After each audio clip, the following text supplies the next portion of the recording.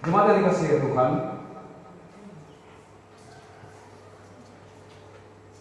di penjara, dipenggal karena kebenaran, itu konsekuensi yang harus diterima oleh Yohanes Pembaptis. Di penjara dan dipenggal. Tapi cerita tentang Yohanes Pembaptis ini adalah cerita yang sudah lazim, sehingga tentu bukan itu yang akan menjadi inti dari renungan kita hari ini. Jangan menolak kebenaran. Seorang pelari Kenya namanya Mutai, suatu hari dalam sebuah pertandingan lari, dia sudah ada dekat finish, tapi entah karena apa sehingga dia tidak melihat di mana finish itu. Dia berada sekitar 2 meter dari finish itu, tetapi tidak bisa masuk ke finish, dan berpikir bahwa dia sudah sampai ke finish. Di belakangnya sedang berlari seorang pelari Spanyol namanya Hernandez.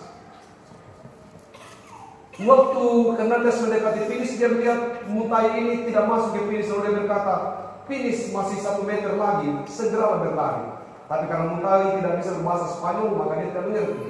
Lalu Hernandez mendorong pelari itu, mendorong Mutai untuk masuk finish. Akhirnya Mutai masuk finish lebih dulu daripada Hernandez. Orang sekitar kemudian heran dengan sikap yang diambil oleh Hernandez. Kenapa Hernandez kemudian mengizinkan Mutai untuk menjadi juara? Seorang wartawan begitu heran dengan perbuatan yang dilakukan Hernandez, lalu kemudian dia bertanya kepada Hernandez, kenapa engkau mengizinkan Mutai? Ini bukan persoalan gampang, ini persoalan piala di sebuah olimpiade. Lalu Hernandez menjawab begini, aku tidak membiarkan Mutai untuk menjadi juara dan mengangkat medali atau mengangkat piala. Aku hanya membantunya untuk mengangkat piala, karena dia layak untuk menang.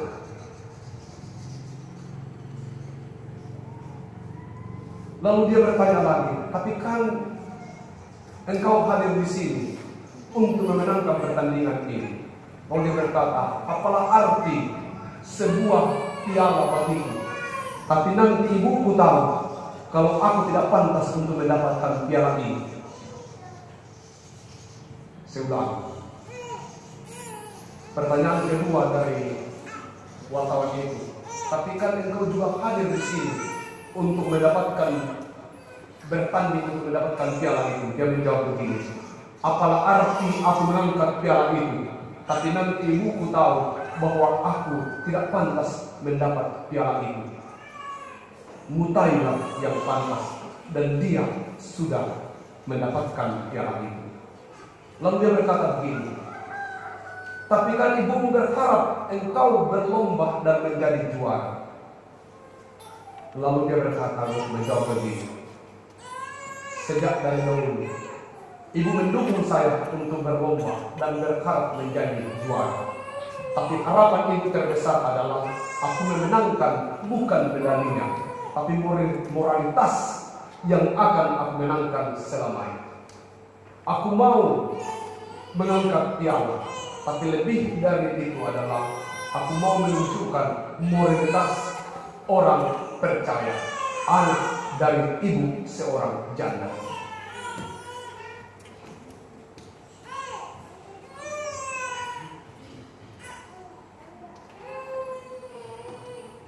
Sesudah kegiatan itu, kemudian masih ada wawancara selanjutnya. Waktu wawancara itu berjalan, Hernandez berkata begini, saya mau suatu hari nanti semua pelari memiliki moral seperti saya. Dan hari ini saya sudah mengangkat piala yang berharap kelak nanti bukan hanya mereka yang masuk finish, tapi semua pelari yang start dalam perlombaan di sebuah pertandingan akan menang karena memiliki moralitas sebagai seorang pelari. Apa ini? Kita mau bahwa hidup ini seperti Hernandez. Kalau kita mendengar bacaan ini, bagaimana peristiwa Yohanes Pembaptis harus dipenggal karena sebuah kebenaran, itu bukan peristiwa yang gampang. Tapi intinya adalah Herodias lah yang menjadi persoalan, yang punya mental tidak bagus. Dia ketika ditegur bukannya bertobat, justru ketika ditegur oleh Yohanes dia menjadi dendam, dia menjadi sangat marah, dia menjadi sangat tersinggung, dan kemudian berupaya untuk membunuh Yohanes. Ini bukan cerita di Alkitab saja, dalam kehidupan kita begitu banyak. Kalau ada seseorang menegur kita untuk hal yang baik, bukannya kita terima kasih temanku untuk semua itu, tapi malah kita menjadi marah. Iya, nanti juga tidak mungkin kau tidak melakukan kesalahan. Itu kan ucapan pertama dari kita ketika ditegur orang karena melakukan kesalahan. Mungkin cuma saya yang bisa salah, satu hari juga nanti kau akan salah. Padahal tujuan dari teguran itu adalah membuat kita bertobat, tapi kita malah mengambil hal yang salah. Kita malah berkata, iya, nanti juga. No? Nanti kalau kau baru kau kasih tahu kau juga. Itu pasti salah. Itu ciri mental dari Herodias. Yang selanjutnya, harusnya Herodes yang sudah mendengarkan berita ini dan mulai suka mendengar kalau ada cerita yang disampaikan oleh Yohanes Pembaptis, harusnya bertobat. Tetapi dunia membuat dia sulit untuk bertobat. Sebenarnya dia sudah tahu tentang kebenaran itu, tapi dunia membuatnya tidak bisa untuk menikmati kebenaran itu. Pangkat, kedudukannya sebagai seorang Herodes, lebih suka disanjung, tidak mau mengalah. Akhirnya dia mengambil keputusan yang salah. Hanya karena sebuah pesta, lalu kemudian berujung kepada kesalahan terbesar.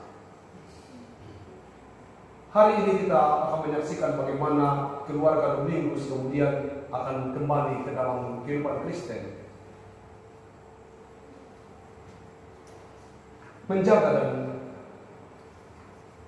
mempertahankan kebenaran itu bukan perkara yang mudah. Tapi pendeta, mereka kan jatuh ke dalam dosa dan pernah kemudian pindah agama lain. Benar. Dengarkan cerita ini. Seekor bebek ketika dilemparkan ke air, apa yang bebek itu lakukan? Bebek itu akan berenang dan menikmati nyamannya berenang di kolam. Tapi seekor ayam yang engkau buang ke air, apa yang dilakukan ayam itu? Dia akan meronta-ronta dan berusaha keluar dari kolam itu, karena kolam itu tidak cocok untuk dirinya. Demikian sebenarnya hidup orang percaya. Jangan pernah berpikir bahwa kita tidak akan jatuh. Kita satu hari nanti bisa jatuh. Tapi apakah dalam kejatuhan engkau nyaman seperti bebek tadi? Kalau engkau jatuh dan pindah ke agama yang lain, lu katakan, ya enak di sini. Itu Anda seperti bebek. Kemudian menikmati hidup dalam dosa, berenang dan menikmatinya. Sama dengan kehidupan banyak orang, bukan hanya keluarga ini. Tapi banyak orang lain, ketika dia melakukan kesalahan, misalnya persekutuan tidak aktif, dia nyaman saja. Itu artinya dia sudah menikmati hidup dalam dosa. Tapi kalau Anda gelisah seperti seekor ayam dibuang ke air, katakan tidak, ini bukan tempat saya. Memang saya sudah jatuh ke dalam dosa, tapi saya harus keluar dari tempat ini dan saya harus menemukan habitat saya. Saya harus kembali ke kehidupan saya, kehidupan yang lama saya adalah kehidupan dalam Tuhan. Itu yang membuat pasti saudara Domingus sedang berada dalam kondisi itu. Bahwa berenang-renang berada dalam kolam yang lama itu tidak menyenteramkan saudara, sehingga saudara kemudian akan kembali ke sini. Di pastoral saya berkata begini, Bapak Ibu semua dengarkan. Sekarang ini dicari laki-laki yang penuh dengan cinta dan kasih sayang. Hampir sudah dikatakan tidak perlu bekerja. Tidak banyak perempuan sekarang yang menunggu di masa-masa ini menikah dengan orang kaya. Orang tidak pernah memilih pilihan itu. Orang sekarang memilih menikah dengan orang yang mencintainya. Persoalan kemudian, tapi ternyata dalam perjalanan orang ternyata kemudian melupakan kasih sayang lalu memilih, wah, saya tahu dulu miskin ini tidak menikahi. Mari, hal terbesar dalam hidup ini adalah kasih sayang. Jangan tolak ini. Saya tidak katakan jangan bekerja, tidak. Tapi tolong jadilah suami yang penuh dengan cinta dan kasih sayang. Kelak nanti kalau engkau mati, istrimu akan menangis. Menangis karena apa? Menangis karena dia kehilangan orang yang mengasihinya. Demikian sebaliknya. Apalagi ibu kekasih ini, Mama Iren, meninggalkan semuanya.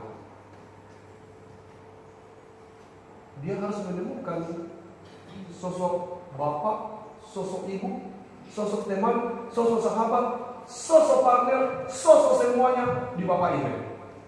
Kalau Bapak Iren menjadi jahat, kasihan. Sia-sialah segala hal yang kemudian menjadi alasan dasar untuk mengikut Kristus.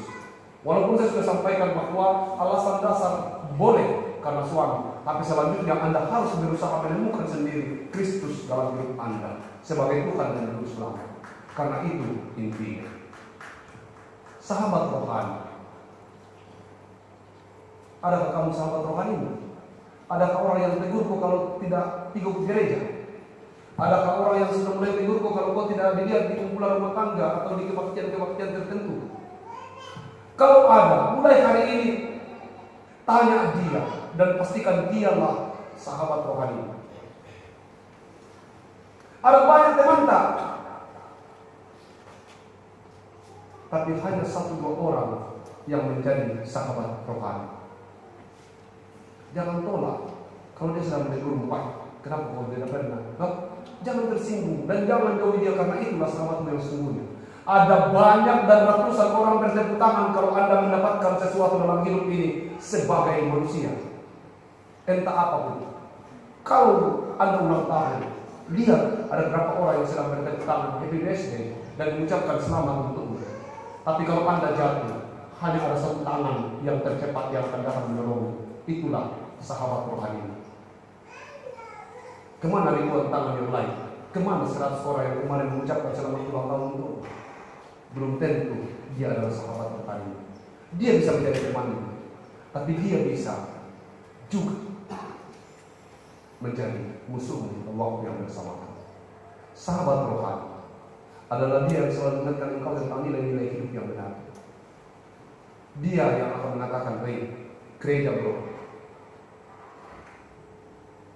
jangan hanya mereka yang teman bisnis saja yang disebut sahabat, teman kerja di kantor. Coba temukan sahabat rohani. Dan kalau engkau belum menemukannya, jadilah sahabat rohani bagi orang lain. Mereka akan membencimu untuk beberapa hari, tapi untuk sekian waktu lamanya, kelak dia akan mengingatmu kalau engkau adalah sahabatnya yang sesungguhnya. Jangan menolak kebenaran, saling mendukung dalam perjalanan persekutuan.